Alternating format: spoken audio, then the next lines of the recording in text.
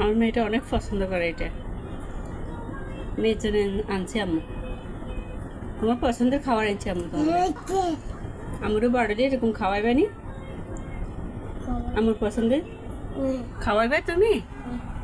সত্যি বলো।